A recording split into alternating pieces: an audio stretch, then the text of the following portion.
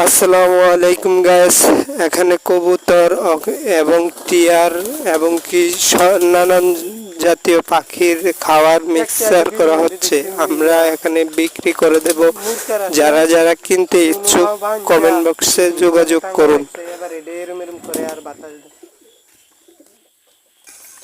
আর যারা যারা আমাদের থেকে কবুতর এবং কি বিভিন্ন ধরনের পাখি কিনতে চান তাহলে আয়সা পড়বেন বিজয়পুর দক্ষিণপাড়া সেলিম মিয়ার বাড়িতে শাকিলের খাবার।